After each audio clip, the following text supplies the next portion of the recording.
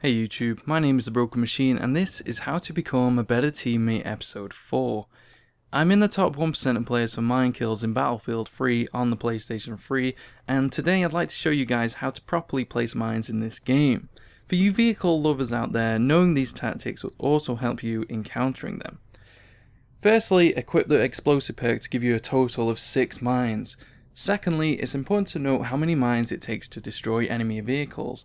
1 will take out any jeeps or dirt bikes, 2 for tanks, and 3 for those with reactive armor, and you'll need 4 for Amtrex.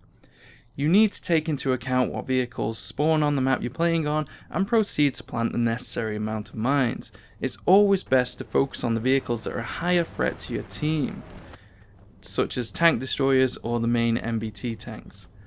For maps mainly featuring tanks, I'd recommend planting 3 sets of 2 mines, as this will give a higher chance of destroying or disabling enemy vehicles.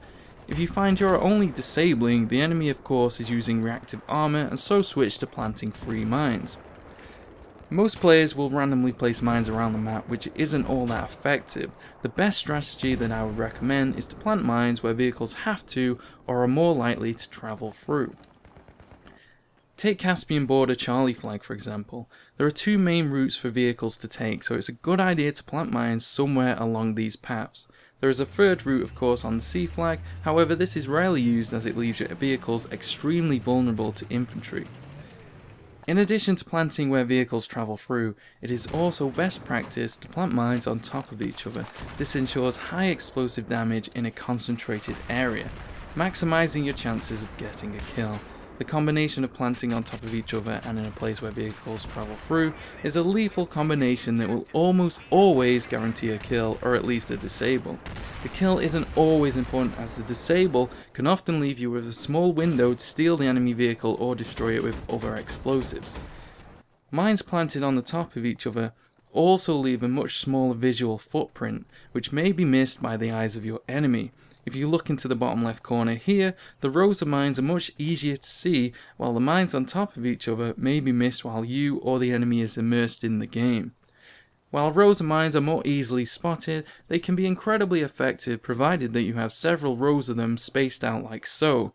It's also important to disguise your mines as much as you can, in shadows, craters, water, puddles, bushes, debris, train tracks, and even cutting down trees and placing them underneath the leaves.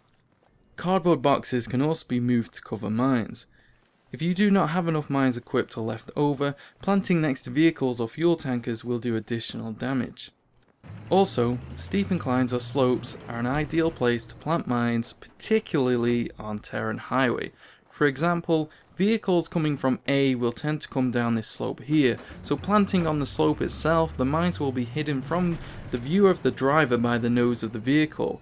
When expecting vehicles coming up a slope, you want to plant the mines on the flat ground at the top. While in game, it's important to switch up mine positions as the match progresses, perhaps simply moving mines a few feet down the road. On Grand Bazaar for example, if you find your mines aren't hitting anything on the road here, then perhaps switch up to the road opposite. Lastly, a dirty but incredibly effective place to plant mines is right outside the enemy spawns and where vehicles generally spawn around the map. Be careful though, as many servers will ban you for doing this. While personally I think it's fair game, some will say it's not very sportsmanlike. Well, there we go, that's it for my guide on mine placement. Thanks for watching, I hope you find it helpful. Stick around for the next episode of this series, and please subscribe if you haven't done so already. Thanks for watching and have a nice day. Goodbye.